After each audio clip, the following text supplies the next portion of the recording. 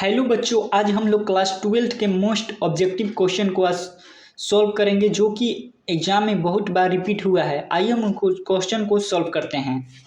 इसमें जो first question है कह रहा है Neeraj wrote this letter study. Neeraj wrote this letter study, choose the correct passive voice. Choose the correct passive voice कह रहा है। तो Neeraj wrote this letter study मतलब मोहन ने कल एक पत्र लिखा था। तो इसका पैसिव वॉइस क्या होगा? तो नीरज हमारा क्या है? सब्जेक्ट है एंड दिस लेटर क्या है? हमारा ऑब्जेक्ट है। तो ऑब्जेक्ट क्या होता है? सब्जेक्ट में चेंज हो जाता है और सब्जेक्ट क्या हो जाता है? ऑब्जेक्ट में चेंज हो जाता है। तो नीरज रोड द लेटर क्या है? हमारा V2 है। तो V2 में क्या होता है? पास्ट इंडिफिनिट टेंस है। तो यह पास्ट कंटिन्यूअस टेंस में क्या हो जाएगा? पास्ट कंटिन्यूअस टेंस में क्या होता है? चेंज हो जाता है। और V2 और ING की जगह क्या हो जाता है? हमारा V3। तो नीरज क्या हो जाएगा? हमारा दिस लेटर ऑब्जेक्ट है तो सब्जेक्ट में आएगा। तो दिस लेटर आएंगे शुरू में, दिस लेटर शुरू में। तो पहला ऑप्शन क्या है? गलत है हमारा। पहला ऑप्शन क्या है? गलत है। अब नीरज क्या है? सब्जेक्ट है। नीरज क्या है? हमारा सब्जेक्ट है। तो ये कहाँ जाएगा? ऑब्जेक्ट में। तीनों में सही है। नीरज तीनों में ठीक है। उसके बाद हमारा क्या है? V2 है। तो V2 के बाद पास्ट इंडिफिनिट टेंस है तो पास्ट कंटिन्यूअस में क्या हो जाएगा? वॉज। तो यह 2 नंबर क्या गलती है? इज है। प्रेजेंट टेंस में है तो इसलिए गलती है। उसके बाद V2 की जगह क्या हो जाएगा? V3। तो यहाँ पर क्या है? हमारा रोड V1, तो इसलिए D नंबर गलती। Option C is a correct answer. This letter was written by Neeraj study. This letter was written by Neeraj study. Option C इसका करेक्ट आंसर हो जाएगा। नीरज क्या है? सब्जेक्ट है तो ऑब्जेक्ट में चला जाएगा नीरज। जो ऑब्जेक्ट है वो सब्जेक्ट में आ जाएगा डिस। रोड V2 है तो जब इसको हम पैसिव चेंज करेंगे तो क्या हो जाएगा?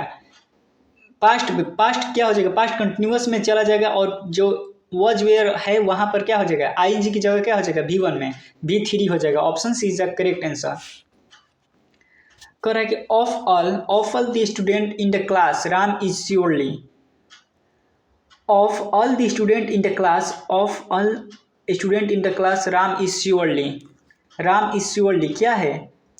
The more intelligent, the intelligent more या मोर द इंटेलिजेंट। तो जो क्लास में बच्चे हैं उनसे क्या है? जो of all the student in the class Ram is surely. Of all the student in the class Ram is surely the most intelligent. जो क्लास में बच्चे हैं उनमें से राम सभी से क्या है? बहुत तेज हैं। क्या है? The most intelligent of all the student in the class Ram is surely most intelligent. Option B इसका करेक्ट आंसर होगा। Choose the incorrect sentence. Holi falls in March. Holi falls in March. Holi उत्सव किस में मनाया जाता है? मार्च महीने में। Do you like cricket? क्या तुम क्रिकेट खेलते हो? तो what do you like cricket? क्या तुम क्रिकेट पसंद करते हो खेलना? He speaks English. वो इंग्लिश में बोलता है। We saw deers in the zoo। We saw deer in the zoo। In the zoo. We saw deers in the zoo। इसका जो इनकरेक्ट सेंटेंस होगा, इसका इनकरेक्ट आंसर होगा हमारा ऑप्शन डी हो जाएगा। Option D. Holi falls in March सही हो जाएगा। पास्ट होली एक सिंगुलर क्या है? सिंगुलर सब्जेक्ट है इसलिए इसमें फॉल्स हो जाएगा। डू यू लाइक क्रिकेट क्या है? यह भी सेंटेंस सही है। He speaks English. ही क्या होगा? हमारा सिंगुलर नाउन है इसलिए we saw deers in the zoo। We saw deers in the zoo। We saw deers in the zoo। इसका जो करेक्ट आंसर हो जाएगा ऑप्शन डी। करा he is happy of being here. Choose the correct antonyms of the underline word. Happy क्या है? Happy मतलब खुश होना होता है। तो इसका जो एंटोनिम्स होगा यानी विलोम शब्द होगा तो क्या होगा? फर्स्ट मतलब पहला, सैड मतलब उदास, जूली मतलब बहुत ही क्या खुश होना, एक्साइटेड मतलब किसी चीज़ से क्या होना? खुश होना। तो जो हैप्पी का एंटोनिम्स होगा, विलोम शब्द होगा, वह सैड होगा। हैप्पी का एंटोनिम्स होगा वह सैड होगा। Option B. I a minister choose the best auxiliary verbs, choose the best auxiliary verb. I wish मतलब जब भी किसी का विश करने का मन करता है आई विश, तो विश करना एक प्रकार का कल्पना है। विश करना क्या है, एक प्रकार का कल्पना है। आई विश कि मैं एक मिनिस्टर होता, आई विश कि काश मैं एक मिनिस्टर होता। आई विश क्या मतलब प्रेयर कर रहा है, मतलब सोच रहा है, यानी विश कर रहा है कि मैं एक मिनिस्टर होता। तो कभी भी इस तरह का आई विश जब भी यह लगा हो, आई विश जब भी लगा हो, वहाँ पर आई की जगह क्या हो जाएगा, वर का उपयोग होता है। आई की जगह क्या होता है, वर का उपयोग होता है। आई विश काश आई वर मिनिस्टर, काश मैं एक मिनिस्टर होता। I wish I were a doctor, काश मैं एक डॉक्टर होगा। आई वर इंजीनियर, काश मैं एक इंजीनियर होता। तो आई विश के बाद आई होगा तो वहाँ पर क्या होगा, वेयर का उपयोग होता है। हमेशा ऑलवेज वेयर का उपयोग होगा। कह रहा है कि वाई खाली स्थान you come to party yesterday मतलब बीता हुआ, पास्ट का बीता हुए समय की बात कर रहा है। तो बीता हुआ समय किस टेंस में आता है, हमारा पास्ट टेंस में। तो पास्ट टेंस में कौन सा जो हेल्पिंग वर्ब का उपयोग होता है, तो वहाँ पर क्या होता है, डीड का प्रयोग होता है। डीड का यह पास्ट इंडिफिनिट टेंस का टेंस है। तो है प्रेजेंट टेंस का है, शुड प्रेजेंट वुड, तो इसलिए ऑप्शन बी हो जाए correct answer. Why did not you come to the party yesterday, कल तुम क्यों पार्टी में नहीं आया। Why don't you come to party yesterday, तुम कल पार्टी में क्यों नहीं आया। तो यहाँ पर डिडंट ऑप्शन होगा, ऑप्शन बी।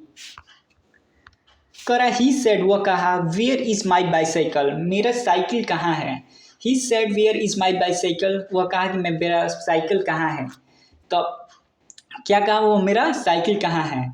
इसका जो हमारा आंसर होगा वो हो जाएगा option B. He ask where he cycle was, where his bicycle was, उसकी साइकिल कहाँ था। ही आस्क्ड वह कहा, वेयर इज माई बाईसाइकिल, वह कहा कि मेरा बाईसाइकिल कहाँ है। ही आस्क्ड वह पूछा, वेयर इज ही साइकिल, वो पूछा कि उसका साइकिल कहाँ था। ऑप्शन बी हो जाएगा, ऑप्शन बी।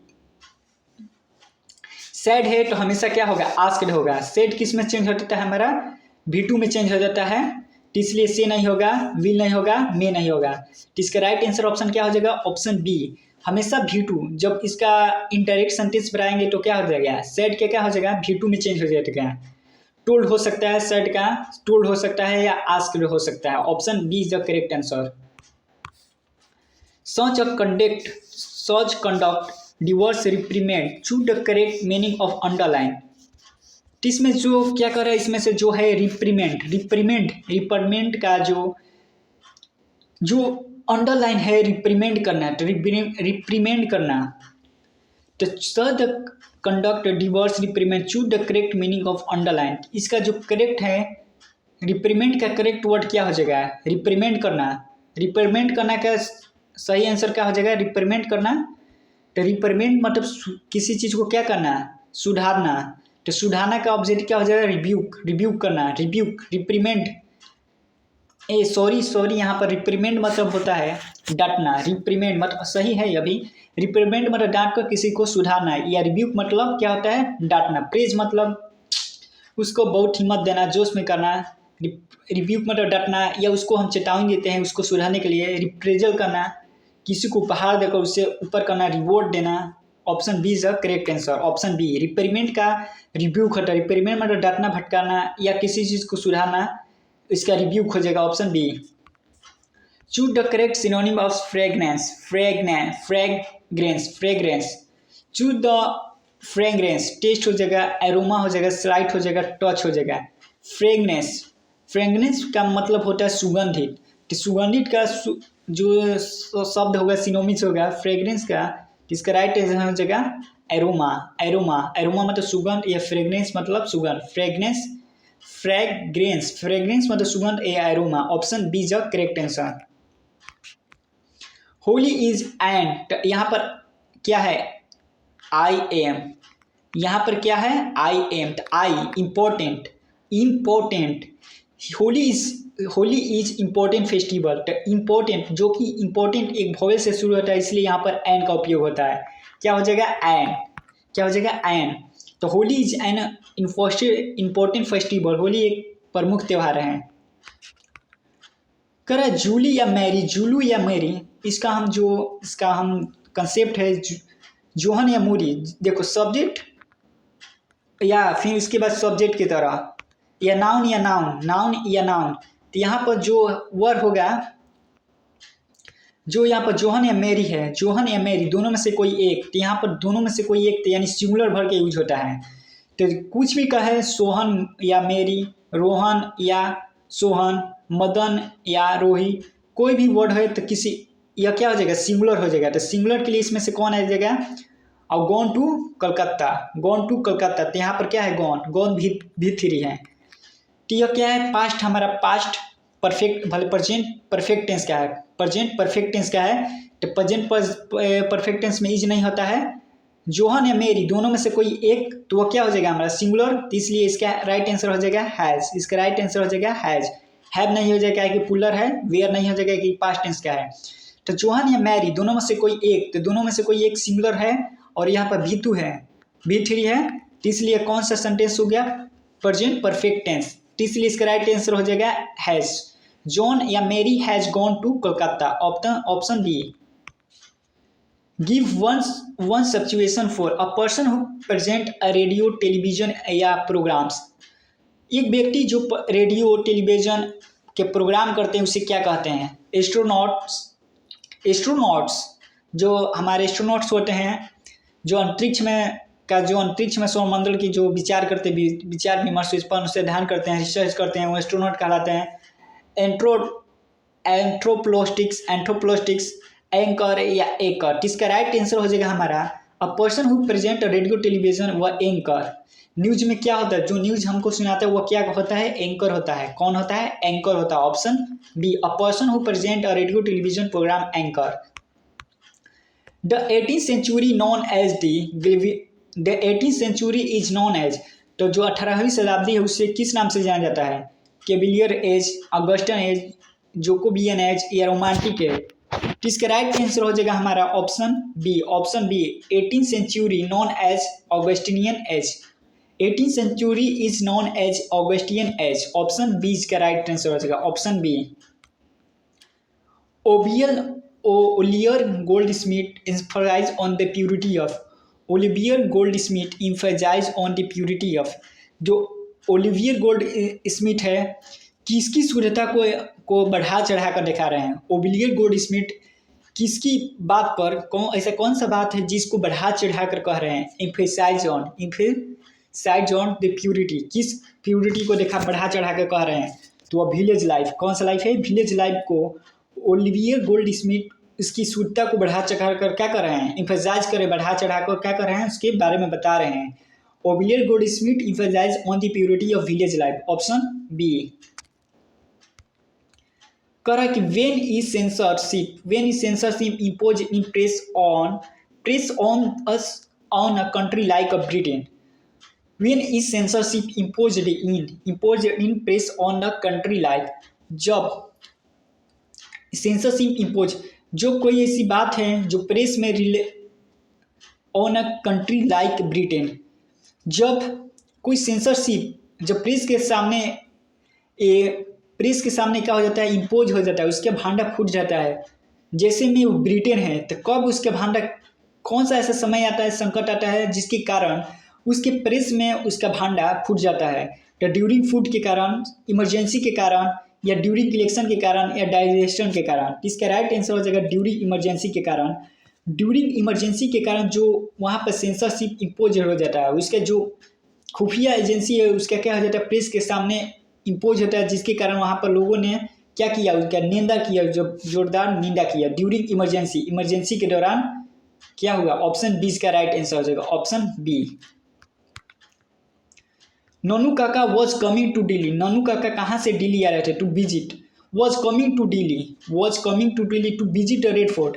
मतलब जो ननू काका दिल्ली से क्यों आ रहे थे, टू विजिट रेड फोर्ट या टू सी मिनिस्टर। इसका राइट आंसर हो जाएगा टू सी सब मिनिस्टर। VVI ऑब्जेक्टिव है, इसको ध्यान में रखिएगा। ननू काका वॉज कमिंग टू दिल्ली, क्यों आए थे, टू सी मिनिस्टर को देखने के लिए, टू सी सब मिनिस्टर, कुछ मिनिस्टर को देखने के लिए। who run scolding for their food in a new lips or falling fast, who roll scolding for their food in now a lips are falling fast। वह कौन सा मतलब कौन भोजन के लिए ढुलकता हुआ now in the lips are falling fast. इस चैप्टर का नाम है now in the feeling fast man, मतलब हु मतलब कौन रन स्कोल्डिंग फॉर फूड। तो now the lips of falling fast में जो कवि हैं कह रहे हैं, किसको कह रहे हैं कि वह ढुलकता हुए भोजन के पास जा रहा है, run scolding for their food, वह ढुलकते हुए भोजन के पास जा रहा है। और यह चैप्टर कहाँ है, now the lips falling fast. तो इसमें कौन सा है, ट्रोल्स हो जाएगा, trolls, trolls running scolding for their food, वो अपने भोजन के लिए क्या स्कोल्डिंग होकर जा रहा है, ट्रोल्स। ऑप्शन ए इसका राइट आंसर हो जाएगा। सम of the immediate and brilliant result of modern invention are to meriting to resistance is from। some of immediate and brilliant result of modern invention are to meriting to resist, मतलब जो आजकल के जो हमारा आधुनिक है, जो मॉडर्न इन्वेंशन है, उसको झुटलाया नहीं जा सकता है, उसको रोका भी नहीं जा सकता। यह किस चैप्टर का है, Bharat is my home, a pitch of snow, Indian civilisation and culture, idea that have mankind. इसका राइट आंसर हो जाएगा हमारा Indian civilisation and culture. Indian civilisation and culture में गांधी जी कह रहे हैं जो आज का जो आधुनिक युग है, इसमें बहुत सारे न्यू मिशनरी इन्वेंशन हो रहा है, जिसको हम लोग माना नहीं कर सकते, इसको रोक भी नहीं सकते हैं। Option C. The test of which period are difficult to read and underwrite, a test of which period are difficult to read and understand, मतलब किस काल के टेस्ट को पढ़ना और लिखना, पढ़ना और समझना बहुत ही कठिन था। किस पीरियड, किस काल के टेस्ट को पढ़ने और समझने में डिफ़िकल्ट है। Middle English, old English, modern English या पोस्ट मॉडर्न इंग्लिश। तो इसका राइट आंसर हो जाएगा ओल्ड इंग्लिश। ओल्ड इंग्लिश में हम लोग जो है डिफ़िकल्ट होता था पढ़ने और समझने में, ओल्ड इंग्लिश। ऑप्शन बी इसका राइट आंसर हो जाएगा, option B is old English. Lips of grass and drum and top words of, lips of grass and drums and tops are word sound, Walt Whitman, D.H. Lawrence, Walton de Mare, T.S. Eliot। Lips of grass and drum and words, तो यह जो हमारा क्या है, यह हमारा जो statement है यहाँ से यहाँ तक, leaves of grass and drum of taps are works on. तो जो यह किस चैप्टर का है, तो leaves of grass and drum पे। तो यह इस पर कौन सा जो हमारा पोइट है, कवि है, कौन सा पोइट इस पर काम किया था, इस पर पोइट कौन सा काम किया था, कौन सा वर्क किया था, leaves of grass and drum taps. तो Walt Whitman, D.H. Lawrence, Walter de Mare, T.S. Eliot. इसका राइट आंसर होगा Walt Whitman's, option A. Leaves of grass and drum taps, Walt Whitman, option A. The soldier in the poem the soldier in the poem, मतलब जो इस कविता में soldier है, soldier कौन है, French है, इंग्लिश है या जर्मन है या स्पेनिश है। तो इसका राइट आंसर हो जाएगा हमारा, इसका राइट आंसर हो जाएगा ऑप्शन बी, सोल्जर एक अंग्रेज था। The soldier is a English, soldier एक अंग्रेज था, ऑप्शन बी। सोल्जर कौन था, सोल्जर इज अ अंग्रेज। He lifted his head from his drinking is from, he lifted वो झुका था, he lifted his head उसका सर, from his drinking जब पानी टप टप गिरा था तो उसके नीचे कौन सा सिर, मतलब उस पानी के नीचे था, सांप का, song of myself, ode to autumn and epitaph. इसका राइट आंसर हो जाएगा हमारा, स्नेक था जो पानी के नीचे क्या था, खड़ा था और उसके सर पर क्या गया था, बूंद पानी गिरा था, option A, snake. Who sit carelessly on the granary floor, ode to autumns, who sits carelessly on the granary floors, मतलब कौन सा बिना सोचे समझे ग्रेनी फ्लोर पर बैठा हुआ था, ऑडे टू ऑटम्स। मतलब जो ऑडे टू ऑटम चैप्टर है उसमें से है क्या है, who sits carelessly on the ground floor. The old man या चिल्ड्रन, यंग मैन या हु एवर, मतलब कोई भी। इसका राइट आंसर हो जाएगा who sit carelessly on the granary floor, ode to autumn, whoever. Whoever मतलब जो पतझड़ का मौसम होता है वहाँ पर कोई भी एक ग्रैनी फ्लोर पर क्या होता है, बैठ जाते हैं। कोई भी ग्रैनी फ्लोर पर क्या हो जाते हैं, बैठे होते हैं। हुएवर कोई भी। Option D, option D. India was a part of back of the, India was a part of background of, मतलब जो इंडिया किस बैकग्राउंड का पार्ट है। The doctor life, the wife life, या Kashmiri min life, Pearl S Buck life. इसका right answer हो जाएगा option D, Pearl S Buck life. The India was a part of background of Pearl S है। India was a part of, मतलब जो India का background के part है जो एलिस बक के लाइफ से क्या है, संबंधित है। क्या है, पर्लिस के लाइफ से क्या होते हैं, संबंधित है। Option D.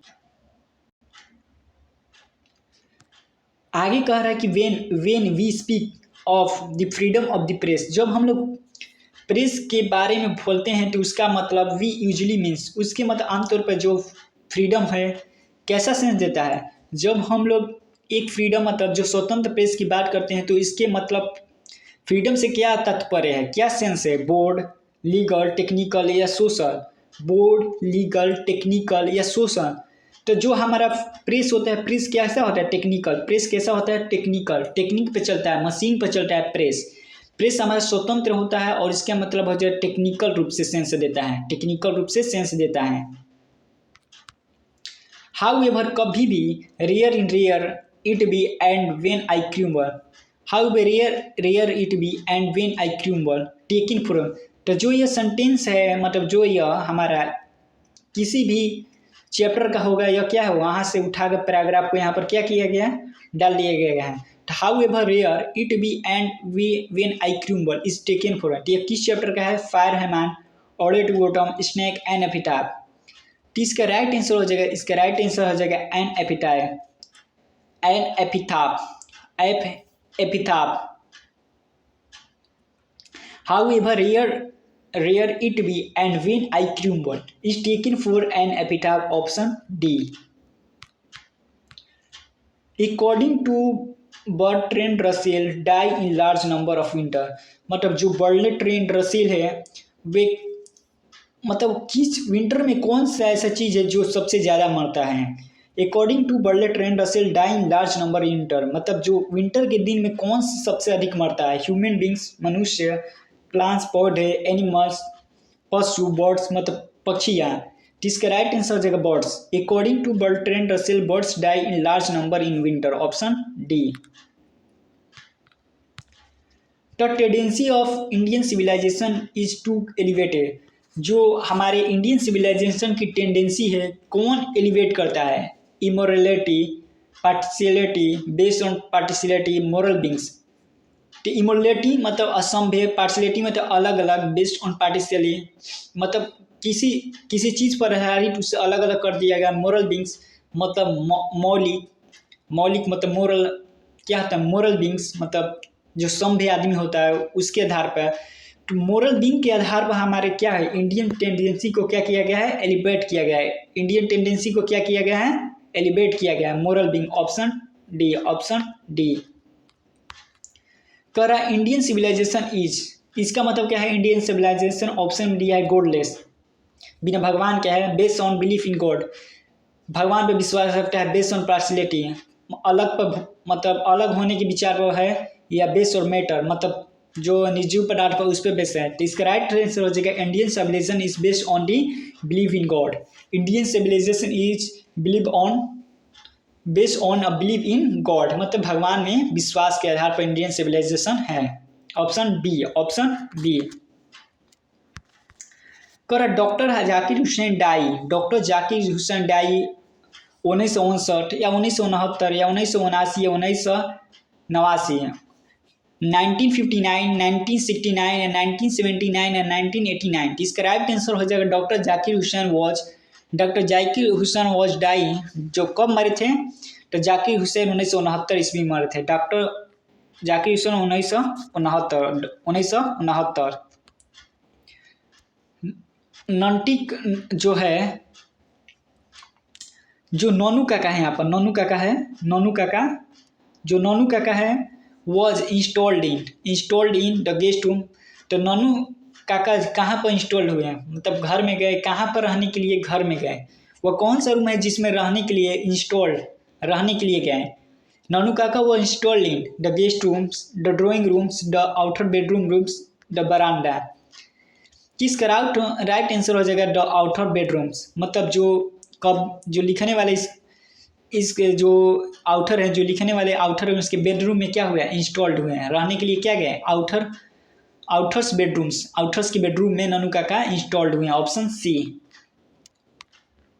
करा who has written the story of the artist of the art of living.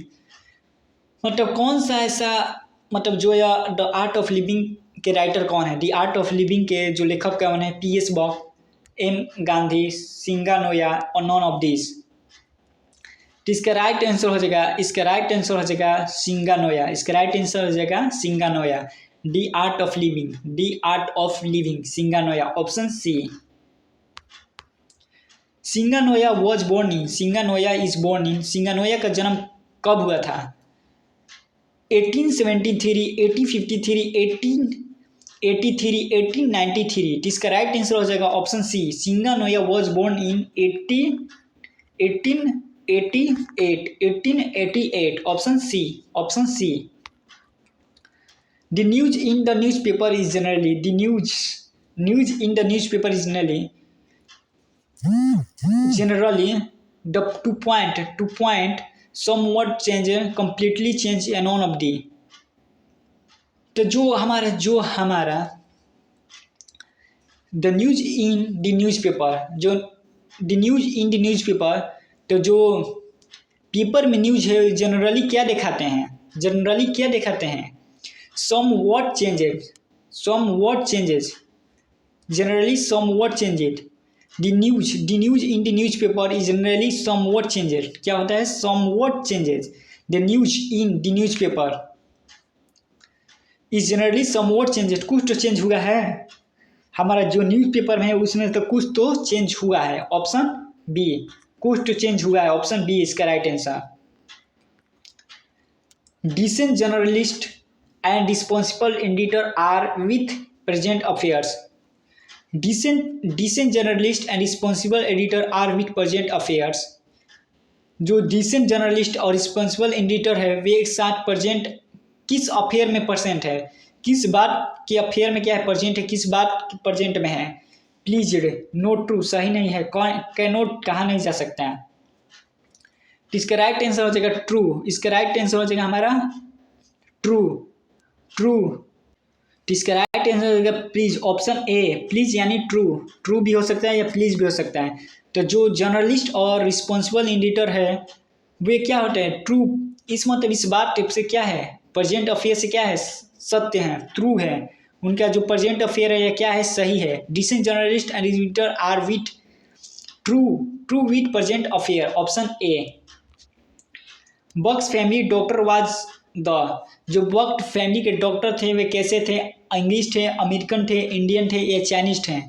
तो इसका राइट आंसर हो जाएगा हमारा, इसका राइट आंसर हो जाएगा बक फैमिली का जो था वह इंडियन था। कैसा था? बक फैमिली डॉक्टर कैसा था? बक फैमिली डॉक्टर कैसा था? इंडियन था। Option C. Gandhi hold was upon, Gandhi ji क्या होल्ड किए थे? इंटेलेक्चुअल, पीजेंट्स, बोथ या इनमें से कोई नहीं। तो गांधी जी क्या रखे थे? गांधी जी हमेशा शांत रहते थे, वे सोते थे और खुश रहते थे। इंटेलेक्चुअल थे, इंटेलेक्चुअल थी एंड प्लीजेंट थे। इंटेलेक्चुअल थे एंड प्लीजेंट थे, शांत थे और नैतिकता में विश्वास रखते थे। ऑप्शन सी इसका सही आंसर हो जाएगा। Option C, intellectuals and peasants. Option C. Sweetest love I do not go, यह किस चैप्टर का है? Sweetest love I do not go स्नोट है। Sweetest love I do not go ये कैसा है? स्नेट है या ओडे है या लैरिक है या बेलाड है?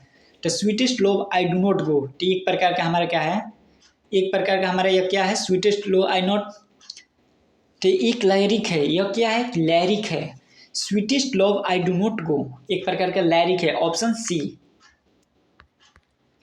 Sweetest love I do not go has been addressed to, sweetest love I do not में किसके के बारे में कहा गया है? Donne sister, Donne mother, Donne friend या डोने वाइफ? तो इसका राइट आंसर हो जाएगा हमारा sweetest love I do not go में जो एड्रेस किया गया है उसका पता दिया गया है, डोने वाइफ का पता दिया गया है। Sweetest love I do not go में सोने वाइफ का पता दिया गया, option D. Auden on the Pulitzer prize Pulitzer prize कब दिया गया था? 1947, 1948, 1949, 1950। तो इसका राइट आंसर हो जाएगा 1948। 1948 में ऑर्डिन ऑन द पुलिटियर प्राइज, 1948 में ऑर्डिन पुलिटीजर प्राइज को जीते थे, ऑप्शन बी। ऑर्डिन क्या थे? एक पोएट है, एक वर्ड्स ड्रामेटिस्ट है, एक क्रिटिस्ट है, या ऑल ऑफ दिस है। तो ऑर्डिन क्या थे? ऑर्डिन एक प्रकार का हमारा पोएट भी थे, एक ब्रोबस्ट ड्रामिस्ट मतलब जो भाषण देने वाला, ड्रामा करने वाला ड्रामिस्ट हुआ थे, एक क्रिटिक थे, किसी मतलब क्रिटिकल पोजीशन को क्या होता है सोचे हैं समझते हैं, तो इसलिए इसका राइट आंसर हो जाएगा Auden all of these, a poet, a words dramatist, a critic, option D. The term of crumble in the poem an epitaph means क्या होता है? क्रिम्बल का मतलब क्या होता है?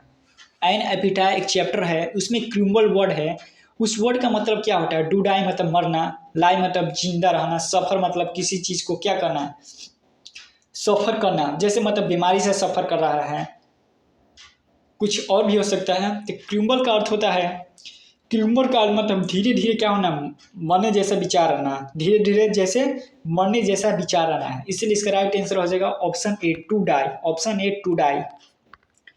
The tone of the poem epitaph में कैसा टोन था, कैसी लैंग्वेज थी? खुश था, मिलनकोली था, उदास था, रोमांटिक था, या नॉन ऑफ दिस? तो the tone of the poem epitaph में क्या था? मिलनकोली था। कैसा था? उदास था। कैसा था? उदास था, option B. Who has composed the poem fire hymn? Fire hymn को कौन लिखा है? K N Daruwalla, Kamala Das, L Mahapatra, none of this? तो जो फायर हैमैन है, इसके राइटर कौन है? के एन दारूवाला, फायर हैमैन के एन दारूवाला, ऑप्शन ए। के एन दारूवाला रिसीव साहित्य अकादमी अवार्ड। के एन दारूवाला को कब साहित्य अकादमी अवार्ड मिला? 1983, 1984, 1985, 1986। तो इसको कब साहित्य अकादमी अवार्ड मिला? इसका राइट आंसर हो जाएगा 1984, option B.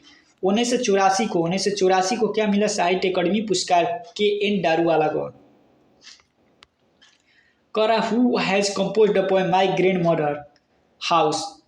My grand mother house के जो कवि है कौन है? Kamala Das, A K. Ramanujan, Sarojini Naidu, none of this? तो माई ग्रैंड मदर हाउस, तो इसका राइट आंसर हो जाएगा Kamala Das, option A, Kamala Das, option A, Kamala Das. My grand mother house, my grandmother's house, Kamala Das. Who is the speaker my grand mother house? Who is the speaker of grand my house? तो कमला दास नहीं होगा, option B, option B. Was a dominant influence of middle English? Middle English में कौन सा dominant influence था? ऐसे कौन सी जो भाषा थी? लैटिन थी, संस्कृत थी, एस्केडियन थी, कौन थी उस समय? मिडिल इंग्लिश में कौन सा इन्फ्लुएंस हुआ सबसे ज़्यादा इंग्लिश पर? मिडिल इंग्लिश जो था उस पर कौन सा ऐसा भाषा ज़्यादा इन्फ्लुएंस किया, प्रभावित किया? लैटिन, संस्कृत, एस्केडियन या ग्रीक? जिसका राइट आंसर हो जाएगा Latin. Latin was a dominant influence on middle English, option A. One who write a drama, जो ड्रामा को लिखता है क्या कहलाता है? इजीएस्ट, नोबलिस्ट, कॉमेडियन या प्ले राइट? तो जो ड्रामा को लिखता है वो कहलाता है playwright. One who writes a drama is called playwright, option D. Walter de Mare belong to the century? Walter de Mare किस सेंचुरी से बिलोंग करते थे? 19th century, 20th century, 18th century या 17th century? इसका right answer हो जाएगा option B, 20th century. Walter de Mare belong to 17th century. आज के लिए बस इतना ही, हम अगले नेक्स्ट वीडियो में और क्वेश्चन को सॉल्व करेंगे।